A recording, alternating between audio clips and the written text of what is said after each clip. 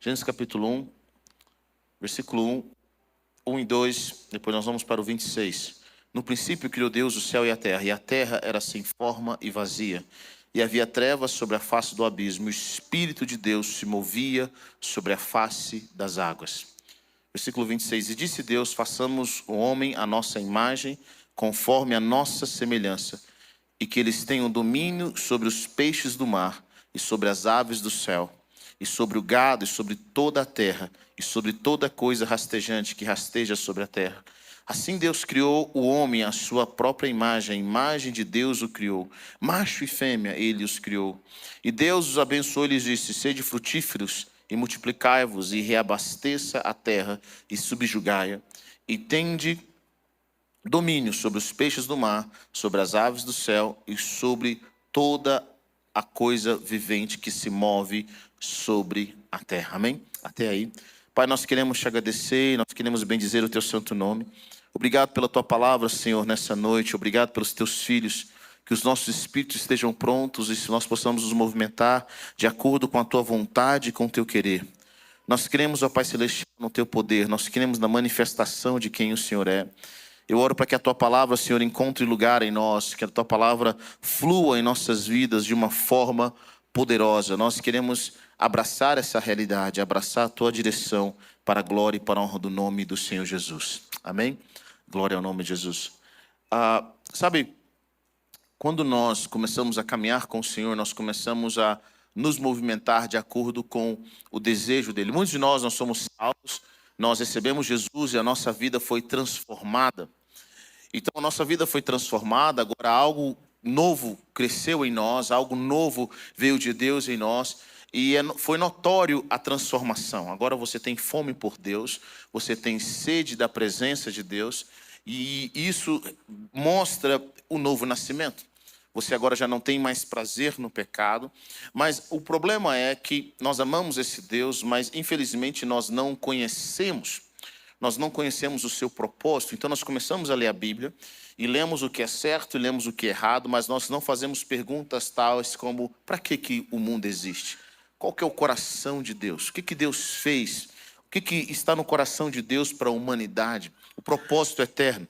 E, geralmente nós vamos orando e buscando, e a gente pega uma coisa aqui, pega uma coisa ali, fazemos parte de novas classes, começamos com os nossos membros, mas nós não entendemos a visão geral daquilo que Deus tem para nós. E quando nós entendemos sobre o reino de Deus e começamos a entender que Deus tem um projeto para a humanidade, nós começamos a entender o propósito geral de Deus. Isso modifica a nossa perspectiva. E nós entendemos coisas como Deus nunca quis uma religião. Não é o coração de Deus ter uma religião. Vocês estão comigo, não? Sabe, não faz parte do coração de Deus ter uma religião. Na realidade, a religião é a busca de Deus pelo homem. Deus é um Deus de relacionamento. Ele é um Deus que nos transforma. E quando Deus criou a humanidade, não um grupo seleto de pessoas, Deus criou o homem à sua imagem e semelhança. O coração de Deus pela humanidade é fora do comum. O coração dele por nós é algo extraordinário. E nós vamos ver, ele cria a gente e ele mostra os princípios no qual ele está criando todas as coisas. Entender isso é importante para a nossa jornada na Terra e a nossa perspectiva celestial. Entender essas coisas vai nos ajudar a nos movimentar com o Senhor e ter uma vida mais fácil. Não digo mais fácil no sentido de as coisas serem muito fáceis, mas de uma forma mais simples. Você vai saber o que está no coração de Deus ou não. Deus cria todas as coisas. A Bíblia diz no Salmo 24 que do Senhor é a terra e tudo que nela existe. Sabe, todas as coisas pertencem a Deus, inclusive eu e você. Você crendo ou não, gostando ou não, abraçando a realidade de Deus ou não, todas as coisas que existem na terra, tudo que não existe no mundo pertence ao Senhor. E no final de tudo, nós teremos que prestar contas ao nosso Deus da forma como nós conduzimos a nossa vida. Por quê? Porque Ele tem autoridade como Criador. Ele criou todas as coisas. Nada que existe na terra não veio sem que Deus permitisse que existisse. Ele é o Criador de todas as coisas. E quando Deus cria tudo, né? Diz a palavra de Deus, no princípio criou Deus o céu e a terra. Quando Deus cria tudo, depois ele cria os animais, as plantas e cria todas as coisas. No versículo 26, Deus decide fazer o homem à sua imagem e à semelhança. E Deus os coloca como coroa da criação, como aqueles que governariam sobre todas as coisas. E ele especifica que tipo de coisas nós governaríamos. E ele diz para nós, olha, eu vou fazer o homem à nossa imagem, à nossa semelhança, que eles tenham domínio sobre os peixes do mar, sobre as aves do céu e sobre o gado, e sobre toda a terra, e sobre toda coisa rastejante que rasteja sobre a terra. Nos mostra alguns princípios de Deus. O primeiro princípio de Deus é, Deus não cria nada sem ter uma liderança, sem ter um cabeça. Então, quando Deus cria o homem, ele coloca o homem como cabeça e como seu representante sobre a terra. Vocês estão comigo, não? Ele nos cria de forma maravilhosa, alguém que o representasse, a sua imagem, a sua semelhança. Alguém que seria como Deus na terra. Seria a representação de Deus.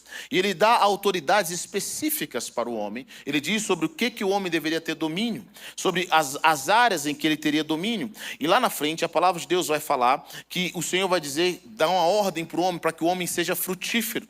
Eu amo a forma como Deus faz projetos ambiciosos. Ele cria toda a terra, e coloca 2 seres humanos. Imagine isso. Algumas pessoas perguntam, se Adão brigasse com Eva, seria uma guerra mundial?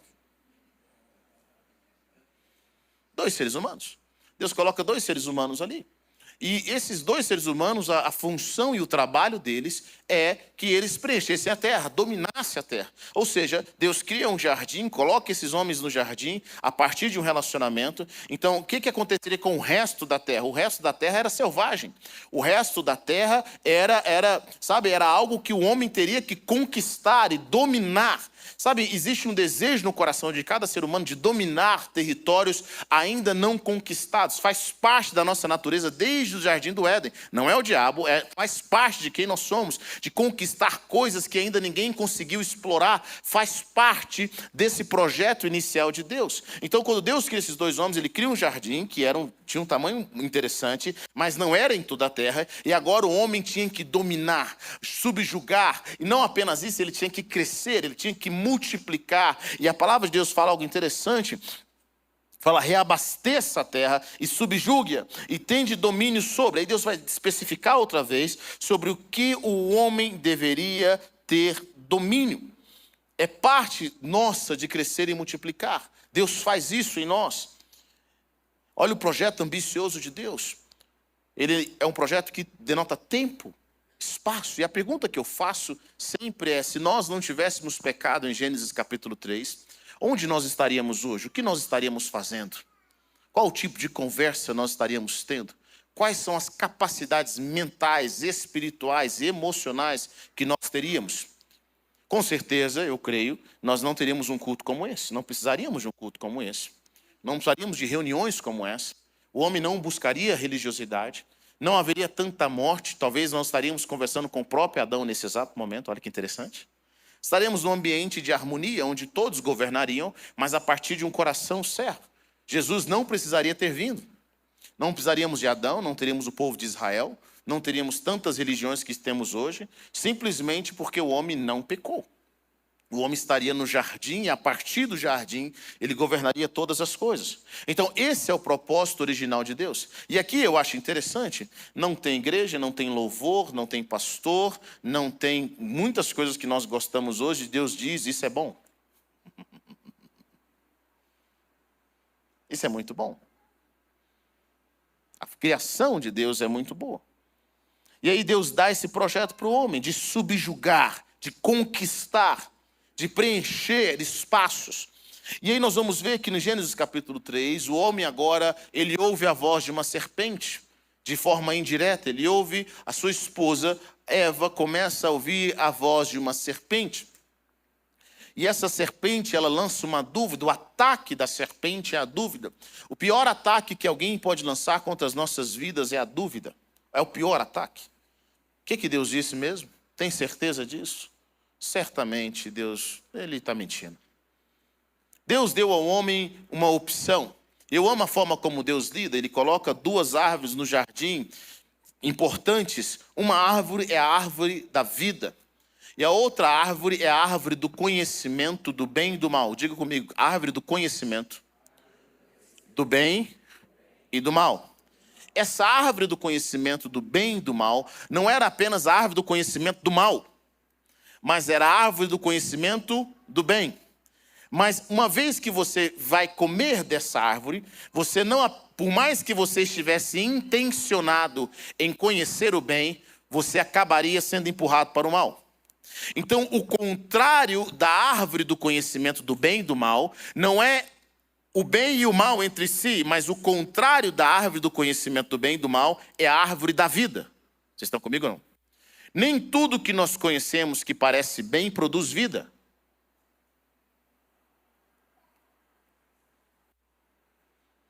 E Deus coloca essa árvore com um propósito. Qual é o propósito? Algumas pessoas perguntam para mim, pastor, o coração de Deus não era testar o homem, não era tentar o homem. A Bíblia diz que Deus não tenta ninguém. Nós somos tentados por conta própria. É algo que está no nosso coração. Mas a Bíblia nos mostra o coração do Pai Celestial. Deus é o Deus do livre-arbítrio. Deus é o Deus da escolha. Então Deus coloca uma árvore no conhecimento do bem e do mal para que o homem pudesse ter opção. Para que o homem pudesse escolher. E esse é um ponto interessante, porque o amor verdadeiro está conectado à escolha. O que torna o amor forte? O poder de escolha. Eu sou casado com a minha esposa, e ela é casada comigo, graças a Deus. Mas todos os dias ela me escolhe. Todos os dias eu a escolho. Quando você tem amigos, todos os dias você está escolhendo os seus amigos. Todos os dias existe um poder da escolha, e isso torna o amor poderoso. Então Deus não liberaria certas coisas se nós não os escolhêssemos. Se Deus não tivesse colocado a árvore do conhecimento do bem e do mal, nós nunca saberíamos se o homem está com Deus porque o ama e tem livre-arbítrio ou porque não tem escolha. Amém? Vocês estão comigo? Então Deus coloca. Bom, só que uma serpente que chega para Eva e fala o seguinte, olha, você está aqui perto, tem a árvore da vida, a árvore da vida nós poderíamos comer e viver eternamente, você está aqui agora, mas deixa eu falar uma coisa para você, eu cheguei um pouquinho antes de você, sabe? Vocês foram criados depois de mim. E tem um assunto aí, tem um boato, de que Deus não está deixando vocês comerem dessa árvore, do conhecimento do bem e do mal, porque Ele não quer que vocês conheçam a verdade. E a palavra de Deus fala que Eva, olhando no capítulo 3, ela começou a ouvir, né? Ela começou a ouvir o que a serpente tinha para dizer. Deus falou que quem comesse certamente morreria. Mas olha que interessante. E a serpente disse, certamente não morrerá. Deus sabe que a hora que vocês comerem dessa árvore, os seus olhos vão ser abertos, vocês serão como Deus. Tem um problema nesse assunto. Eles já eram como Deus. Eles tinham sido a imagem e a semelhança do Senhor. E a serpente vai contra a palavra do Senhor. E os olhos de Eva, ela fica interessada nessa árvore. E nessa árvore ela come.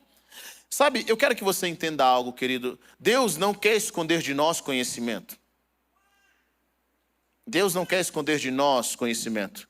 Pelo contrário, Deus é um Deus que ama apresentar certas coisas para nós. Mas Deus quer que a gente conheça a partir do relacionamento. Deus quer revelar tudo para nós, no tempo oportuno, a partir de um relacionamento. Quantos pais nós temos aqui nessa noite? Levante sua mão. Quantos pais? Se você é um pai, você vai entender o que eu estou dizendo. Tem muita coisa que você sabe, mas seu filho pequeno não está na hora de saber. E a forma como você vai introduzir conhecimento a ele vai determinar como ele vai construir um pensamento pelo resto de sua vida. Uma coisa é o seu filho pegar uma informação sem que alguém o explique como funciona aquela informação. Ele pode até ter uma informação e saber um pouco mais de verdade, mas aquela verdade pode não produzir vida. Mas quando nós, como pai, introduzimos, meu filho, deixa eu te explicar sobre esse assunto. Eu vou te explicar como seu pai. Seu filho vai ter conhecimento e vai estar seguro nesse conhecimento. Deus podia explicar qualquer coisa para Adão e Eva, mas tinha que ter a presença. Comer da árvore do conhecimento do bem e do mal está conectado a nós simplesmente em rebeldia ao Senhor, desejarmos conhecer coisas sem Deus. O Senhor não vai aparecer? Não interessa. Eu vou buscar meu próprio conhecimento. Eu quero saber muito sobre o reino espiritual. O Senhor não vai revelar para mim? Eu vou buscar no ChatGPT. Eu vou estudar vídeos para entender o mundo espiritual. Quero saber como é que funcionam os demônios. Quem está ensinando? O próprio demônio? Você está aprendendo de quem? De bruxo sobre o reino espiritual? Você acha que ele vai te ensinar a verdade? Eu quero aprender sobre o amor. Com quem? Quem está te ensinando sobre o amor? Existem verdades? Existem, mas estão deturpadas. Então, quando você começa a caminhar com Deus, Deus vai te explicar as coisas. E Ele vai te explicar de uma forma que vai produzir vida. Muitos assuntos que nós temos verdade em nós produziu morte, porque nós não esperamos por Deus. E a serpente quer que você conheça sem Deus. Ela quer que você construa um pensamento sem o Senhor. E esse pensamento que você constrói sem o Senhor vai produzir morte e vai tirar você do jardim. E esse é um tipo de pecado que nós cometemos constantemente. Adão desobedece a Deus. Adão e Eva desobedecem a Deus. E alguns fatos simples que poderiam ter evitado que Adão e Eva desobedecessem a Deus. A serpente apareceu, colocou em dúvida a palavra de Deus com relação ao que é verdade e o que não é. Se Eva falasse, serpente, eu acho que você tem razão. Talvez Deus esteja mentindo. Essa árvore parece tão boa. Mas sabe de uma coisa, serpente? Deus sempre visita a gente no virar do dia. Eu queria que a gente tivesse essa conversa, eu, você e ele. Eu vou esperar ele chegar. Se Eva só tivesse esperado o Senhor chegar, nós estaríamos numa hora diferente, num lugar diferente nesse exato momento. Mas começamos a ter um problema quando nós passamos a ouvir quem nós não conhecemos, ao invés de ouvir quem já deu a vida por nós.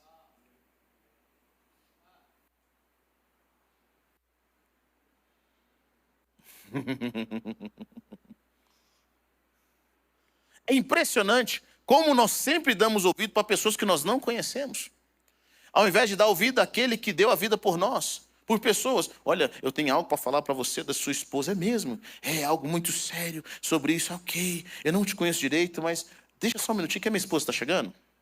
Vamos conversar nós três aqui? Uma coisa nossa, uma coisa bonita. Sabe, a mentira, ela vai embora. Se Eva só tivesse esperado pelo Senhor, aquele dia teria sido diferente.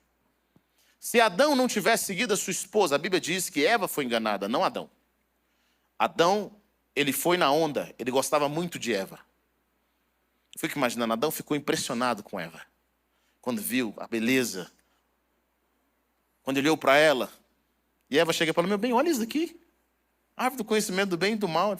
Eu comi e não aconteceu nada. Você quer? Ele, olha, para te agradar, meu amor. Toma isso aqui. Eles obedecem a Deus. Eles obedecem ao Senhor. Mal sabia que a sua esposa, que ele tanto amava, tinha ouvido uma serpente. Às vezes, quem nós amamos está ouvindo alguém que nós não ouviríamos. Chama-se discernimento. Discernimento. E aí, então, Adão e Eva vão lá? Bom, quando eles pecam, a Bíblia diz que os seus olhos se abrem e eles percebem que estão nus. Deus ainda tinha um projeto e um propósito de preencher a terra. Mas algo aconteceu em Adão e Eva. Eles se perderam. E quando Deus aparece, e você começa a observar algo interessante, Adão e Eva, no seu natural, eles podiam ouvir a Deus. Deus é espírito. Nós somos físicos, nós temos a parte emocional, nós somos corpo, alma e espírito. Nós não somos um espírito que habita no corpo, não. Nós somos o corpo, alma e espírito. É parte de quem nós somos, da nossa criação. A nossa raça é essa. A forma como Deus nos criou é essa. Então, nós temos ouvido para ouvir as coisas do natural, e nós temos ouvidos e olhos para ver e ouvir as coisas do reino espiritual. Vocês estão comigo? Faz parte da nossa natureza. Pastor, por que eu posso ouvir a Deus? Porque faz parte da sua natureza. O que nós chamamos de sobrenatural hoje, na verdade, não é sobrenatural. Era o nosso natural até a queda. Fazia parte de quem nós somos.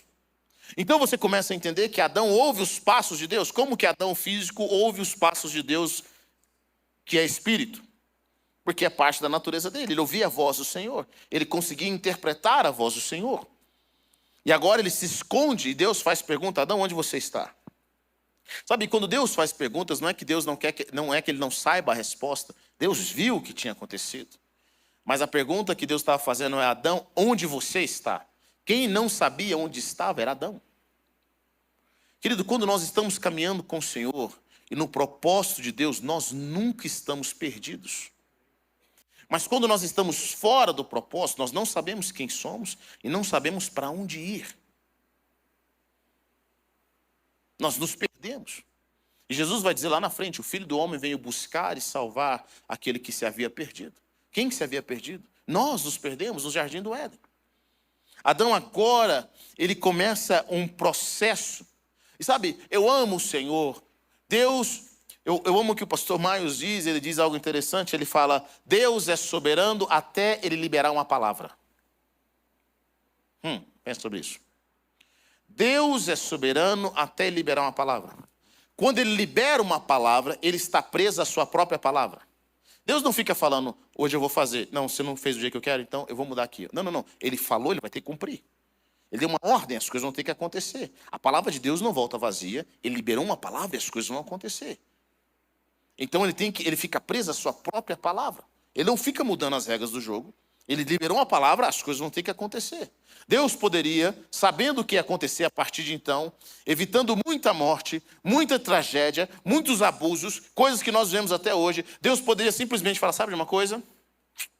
Vou matar todo mundo. Vou começar de novo. Deus não faz isso. Já mostra o primeiro compromisso que Deus tem com nós. O primeiro compromisso que ele tem com a humanidade é amar o mundo. Pelo contrário, ele faz uma promessa. Quer dizer uma coisa para você, Satanás: essa mulher que você enganou, é dessa mulher que eu vou trazer o Salvador. É dessa mulher. Eu vou fazer algo que vai abalar tudo. Eu vou redimir a humanidade. Então, quando Jesus vem e morre na cruz do Calvário por nós, o que Jesus está fazendo é nos levando de volta ao projeto original.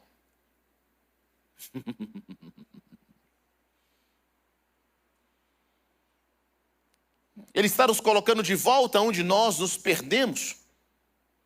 Está colocando a gente de volta no jardim do Éden. Sem pecado, com o Espírito Santo, e agora com a oportunidade em Deus de vivermos eternamente. De caminharmos como nós fomos criados para ser. Nós não nascemos para morrer. Diga a pessoa que está perto de você: você não nasceu para morrer. Eu sei que alguns de vocês, em momentos difíceis, querem morrer. Mas eu nunca vi alguém falando: pastor, eu estou vivendo o melhor tempo da minha vida. Eu estou prosperando, meu casamento é uma bênção. Eu nunca fiz tanto dinheiro como eu estou fazendo agora. Eu acho que agora chegou a minha hora de Deus me levar. Eu nunca vi ninguém falando isso para mim. Geralmente nós queremos morrer quando a coisa está difícil. Nós queremos viver. É parte de quem nós somos. Deus nos criou para viver eternamente. Nós não nascemos para morrer, não é parte da nossa natureza. Então Deus nos cria para isso. O homem, nessa desobediência, ele continua com o propósito de crescer, de multiplicar. Mas em Gênesis 9, depois do dilúvio, já em Gênesis 6, nós vemos que Deus tem que fazer um reset na terra. Deus tem que zerar o jogo. Por quê? Porque o pecado ele pode ser pessoal, mas nunca fica no pessoal. Ele sempre alcança tudo e alcança todos. O pecado ele tem o poder da morte. Tudo que o pecado toca, morre. O pecado consegue fazer com que a flor mais linda se torne algo morto. O pecado, quando toca um casamento, quando toca o corpo, quando toca um relacionamento, ele destrói tudo de bom. Esse é o poder do pecado. E o Antigo Testamento nos mostra o poder do pecado. As leis que Deus coloca nesse Antigo Testamento é para mostrar para nós o seguinte: existe um poder no pecado. Não brinque com o pecado, porque o pecado destrói tudo o que toca. Pecado não é algo da minha religião. Olha, isso é pecado, isso é errado. Por quê? Por quê? Porque Deus diz, não é apenas isso. Pecado, ele é antinatural, ele é destrutivo. Nós perdemos grandes relacionamentos, a nossa família, por causa do pecado. Nós perdemos o nosso futuro, o relacionamento com os nossos filhos, por causa do pecado. O pecado é maligno. E o pior disso é que quando o homem agora decide não ouvir a Deus e passa a ouvir uma serpente desconhecida, com os anos nós vamos descobrir que essa serpente, ela tinha muito interesse em ter a posição desse homem. Essa serpente tinha um interesse, e agora o homem passa a ser subjugado debaixo do domínio dessa serpente, através das algemas do pecado. Ele pede o poder de julgar todas as coisas. Ele pede o poder, na verdade, de dominar. Em Gênesis capítulo 9, quando Noé sai da arca, e Deus faz um novo envio. Em Gênesis capítulo 9, versículo 1, Deus fala para Noé, nesse reset, ele diz, e Deus abençoou Noé e seus filhos, e lhe disse, sede frutíferos e multiplicai, e reabasteça a terra. Sabe o que Deus não diz para Noé aqui? Domine. Sabe por quê? Porque o poder de dominar ele perdeu. Por que ele perdeu? Porque agora havia um vírus dentro do homem. Esse vírus chama-se pecado. Algo que o homem mais justo que viveu, algo que Abraão, Isaac, Jacó, Davi, Isaías, qualquer homem que você considerar, nenhum deles conseguiu vencer de fato o poder do pecado. Jesus vai dizer para nós, o apóstolo Paulo vai dizer para nós em Romanos capítulo 7, sei que nada de bom habita em mim, isto é, na minha carne, porque tenho o desejo de fazer o que é bom, mas não consigo realizá-lo. Pois o que faço não é o bem que desejo, mas o mal que não quero fazer, esse continuo fazendo. Só quem já lutou contra o poder do pecado sabe a força que ele tem. Só quem? Só quem já lutou contra o poder. Só quem já levantou e falou, agora eu vou tomar coragem, eu vou fazer isso, eu vou me posicionar. Agora eu vou lá pedir perdão. Eu briguei, eu estava errado. Descobri que eu estava errado. Eu vim aqui pedir perdão. Você foi lá com seu coração para pedir perdão. Você foi lá para acertar. E de repente você chega lá, eu vim pedir perdão. Aí você pede para outra pessoa assim, olha, eu vim pedir perdão para você. Aí a pessoa faz pouco caso, ela olha para você de um jeito assim, que tipo, não acredita no seu perdão. Aí você já fica irado e fala assim, só acha engraçado. Porque eu vim aqui pedir perdão na humildade, mas eu vou ter que, a culpa também não foi só minha. A gente já começa a acusar. Nós não conseguimos nos humilhar. Esse é o poder do pecado. Ele destrói todas as coisas. Você quer fazer o bem, mas o apóstolo Paulo diz, eu quero fazer o bem. Eu amo a lei de Deus, eu sei que ela é certa. Mas quando eu vou fazer o bem, olha quem manifesta o mal. O pecado está comigo. Faz parte. Ora, se faço o que não quero, já não sou eu quem o faz, mas o pecado que habita em mim. Assim encontro essa lei que atua em mim. Quando quero fazer o bem, o mal está junto de mim. Sabe onde nós adquirimos isso? Lá em Gênesis. Quando nós desobedecemos a voz de Deus. Sabe? É muito fácil colocar a culpa no diabo e nas pessoas.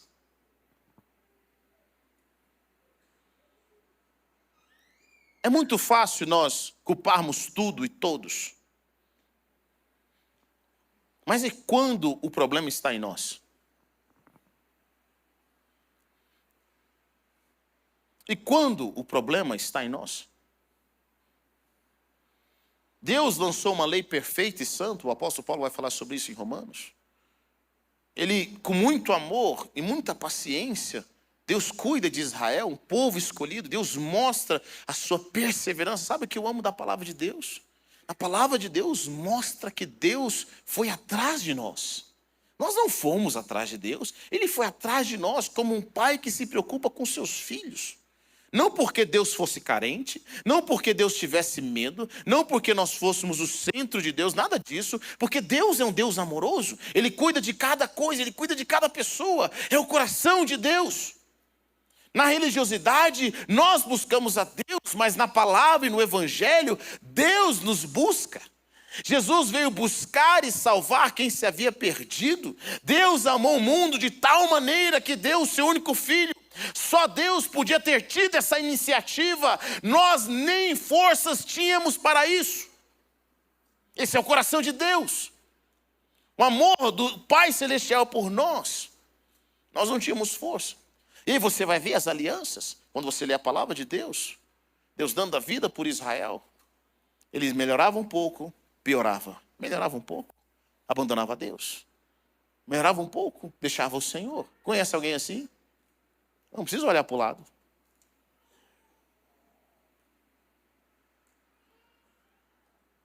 Deus falou para ele, fala algo, uma profecia, ele diz: eu vou dar para vocês um novo coração.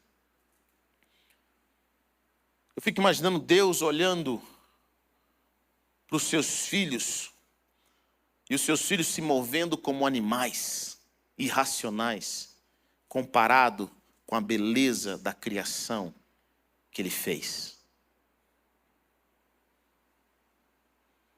Sabe, só quem já teve um filho, uma pessoa, um ente querido, que se entregou ao poder do vício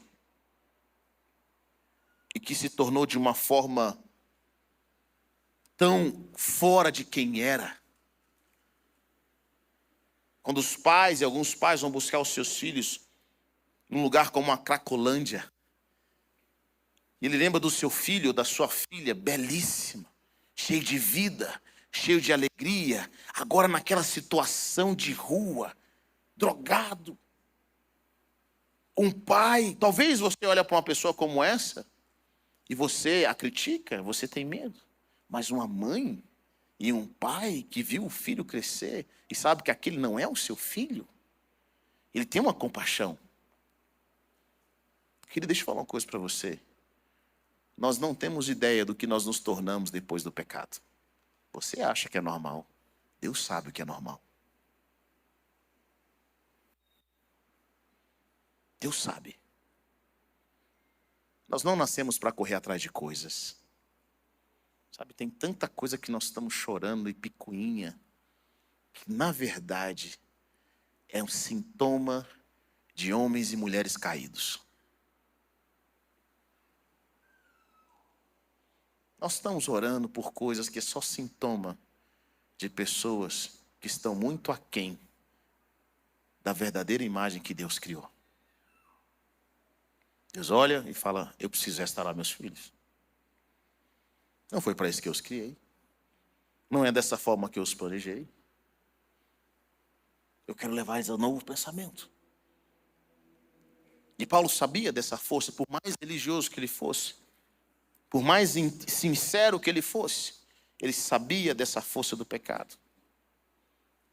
E agora, se o mal que você quer fazer está com você em todo o tempo, significa que aonde você for, você é o problema.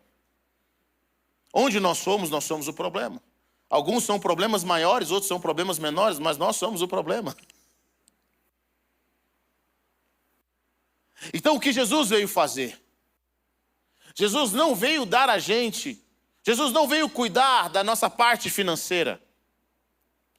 Jesus não veio restaurar o nosso casamento. Ele não veio prosperar o nosso negócio.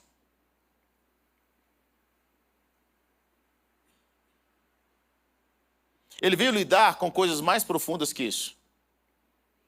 Ele veio lidar com aquilo que realmente acaba com o nosso negócio. Ele veio lidar com aquilo que realmente acaba com o nosso casamento, com a nossa saúde, com os nossos relacionamentos, com as nossas finanças. Ele veio lidar com o poder do pecado que habita em nós. E aí Jesus vai dizer algo interessante. Eu acho interessante que Jesus, ele conversa em coisas naturais, mas a visão de Jesus é sempre além. Sabe, os milagres físicos servem para apontar para algo eterno. Eu percebo que Jesus fica triste com o povo de Israel quando ele multiplica os pães e os peixes e as pessoas não conseguem entender que aquilo era algo natural para representar algo espiritual. Não é que Deus não quer fazer coisas extraordinárias, Ele quer fazer coisas extraordinárias. Deus cuida do nosso dia a dia, o nosso básico, as coisas simples fazem parte de nós. Mas sabe de uma coisa? Ele quer nos apontar para algo eterno. Ele quer nos apontar para algo maior. Jesus chega para os fariseus e fala: olha, vocês são escravos. Eles ficam revoltados. Eles falam: nós somos livres? Nós não somos escravos? Nós somos filhos de Abraão? E Jesus fala assim: eu vou te mostrar que vocês são escravos. Digo vocês a verdade: todo aquele que vive pecando é escravo do pecado. O escravo não tem lugar permanente na família, mas o filho pertence a ela para sempre. Portanto, se o filho os libertar, vocês de fato serão livres. Se o filho os libertar, de fato vocês serão livres. Diga a pessoa que está perto de você: se o filho te libertar, você de fato será livre. Sabe, querido? Nosso problema não é um casamento opressor. Nosso problema não é não ter finanças. Nosso problema não é ser excluído. O nosso problema é ser livre. Se Jesus te liberta, você de fato é livre. Mas você é livre em qualquer circunstância. Você é livre emocionalmente. Você é livre espiritualmente. Você é livre em todas as circunstâncias. Jesus não veio restaurar o nosso casamento diretamente. Não veio curar a nossa enfermidade diretamente. Jesus veio lidar com a raiz de tudo aquilo que nos mata. E essa raiz é o pecado. A pergunta que nós devemos fazer é: qual foi a última vez que você clamou ao Senhor para libertar você do pecado, mais do que você clamou ao Senhor para pagar uma conta?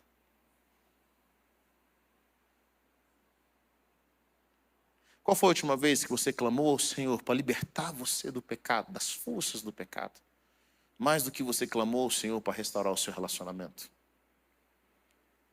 Qual foi a última vez? Jesus veio para libertar.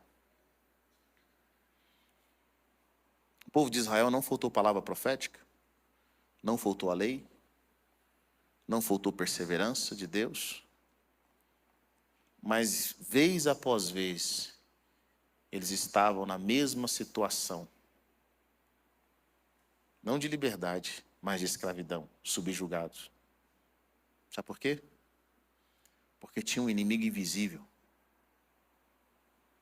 Esse inimigo que tirou o homem do jardim, que continuava operando continuamente. E só Jesus, só o sangue do Cordeiro pode nos tirar de lá e colocar a gente de volta nesse lugar, no avanço do reino. Por mais obras boas que nós façamos, por mais que nós ajudemos os pobres, servimos pessoas, eu quero dizer para você, isso faz parte de quem nós somos. Por mais religioso, anos de crente que nós tenhamos, só Jesus pode nos libertar de fato de dentro para fora. Sabe, os cristãos transformaram o mundo. Não a religião, mas os cristãos transformaram o mundo. Porque as pessoas que conviveram com esses cristãos viram a vida deles transformada. Isso eu acho interessante. Nós não chegamos a 2000 anos de história porque simplesmente a nossa mensagem era boa.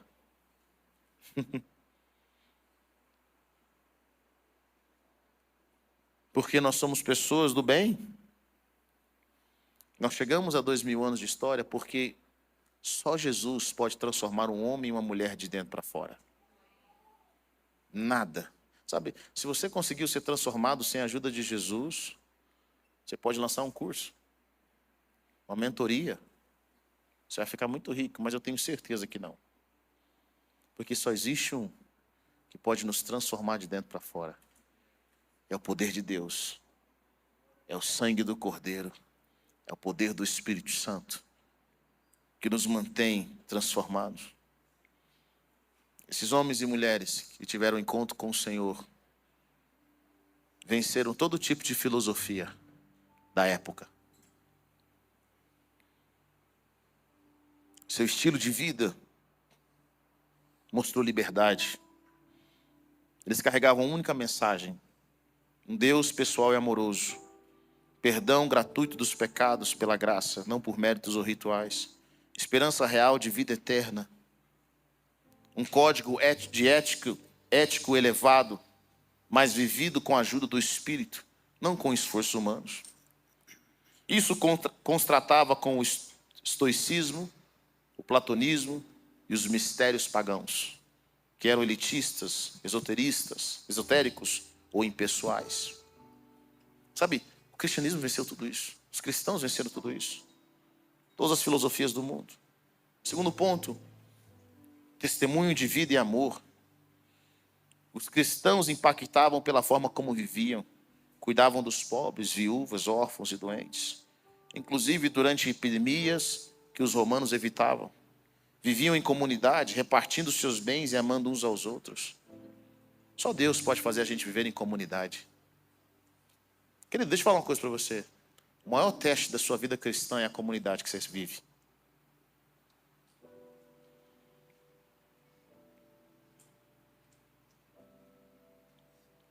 Você pode passar 30 anos na igreja, ninguém te conhecer direito, até você passar 3 dias no retiro e ver o tanto que você é cheio de picuinha. A comunidade te revela, a comunidade te testa. Quando pessoas que eram egoístas vivem em comunidade e têm um coração transformado, isso revela o caráter de Jesus na vida delas. Esses irmãos viviam em comunidade, repartindo os seus bens e amando uns aos outros. Demonstravam coragem diante da morte, mesmo sob perseguição e martírio. Terceiro, esses cristãos, agora, eles acreditavam e serviam todas as pessoas, não só as elites. Durante a nossa maior tentação, durante toda a história da humanidade, é querer ser pessoas diferentes. De alguma forma nós queremos estar separados, acima, através do nosso intelecto, através da nossa riqueza, através da nossa posição. Mas olha o que esses cristãos faziam depois que nasceram de novo. Eles iam viver em comunidade. Eles doavam os seus bens, repartiam os seus bens com aqueles que não tinham muito. Mas não só isso. Eles não restringiam os seus ensinos, a sua educação a um grupo elitizado. O cristianismo era acessível aos pobres, mulheres, escravos e estrangeiros. Era encarnado na vida cotidiana, não apenas em debates intelectuais. Usava a língua comum e não exigia erudição. Além disso, havia o poder de Deus, envolvia a manifestação do poder sobrenatural, cura de enfermos, libertação de possessos, transformação radical de vida. Muitos se convertiam por verem sinais e maravilhas do nome de Jesus. Um outro ponto interessante é que esses cristãos resistiam ao Império Romano, sem se rebelarem militarmente, mas recusavam a idolatria e a imoralidade, o que desafiava os valores romanos. Muitos mártires preferiam morrer do que negar a fé. Isso impactava profundamente a consciência popular. O sangue dos mártires é a semente da igreja, diz Tertuliano. Havia uma integração com a cultura, sem diluir a fé. A fé cristã foi dialogando com as filosofias, especialmente com o platonismo, usando a linguagem da época para comunicar o evangelho, mas sem abrir mão do evangelho. Isso gerou uma teologia robusta, que desafiava os ideais pagãos, com base racional, espiritual e ética. Sabe, como cristãos, os cristãos se movimentavam em Deus. Eles não tinham medo de se envolver porque maior é o que estavam neles do que aqueles que estavam no mundo. A nossa fé não é uma fé tímida, querido. A nossa fé é uma fé que avança, porque Jesus nos libertou de fato. Nessa noite eu quero te convidar a caminhar com o Senhor e a voltar ao jardim. A entender que maior é o que está em nós do que aquele que está no mundo. Que o Senhor te chamou para ter vida e vida em abundância. Que só Jesus pode nos libertar do pecado. Deus não quer uma pessoa melhorada. Deus não quer uma nova versão. Sabe, às vezes nós ouvimos, tem que ter uma nova versão de você. Não, meu irmão. Nós precisamos de, não uma melhor versão, mas de uma nova versão. De um novo nascimento. De alguém cheio do Espírito Santo. De um novo ser. Alguns anos atrás eu li um livro que me chamou a atenção. Muitos anos atrás, na verdade. Um livro chamado Simplesmente Como Jesus. Do Max Lucado. E o que me chamou a atenção nesse livro foi... Ele começa o livro dizendo: e se Jesus acordasse no seu corpo? Nada mudasse. A sua situação financeira fosse a mesma, o seu casamento fosse o mesmo. O seu corpo, a sua condição de saúde fosse a mesma. O seu status social, nada, absolutamente nada mudasse. A única coisa que mudaria é que a sua alma não seria você, nem o seu espírito, mas agora Jesus. E aquele dia, aquela pergunta foi muito poderosa. Ele falava o seguinte: as pessoas notariam a diferença? A forma como você fala, a forma como você reage, elas perceberiam que algo mudou em você. A forma como você caminha. Se Jesus acordasse no seu corpo, elas notariam uma grande diferença. Quero que você entenda algo, querido. Cristo em nós, a esperança da glória. Você nasceu de novo para se parecer com Cristo. Não para se parecer com crente, mas para se parecer com Cristo.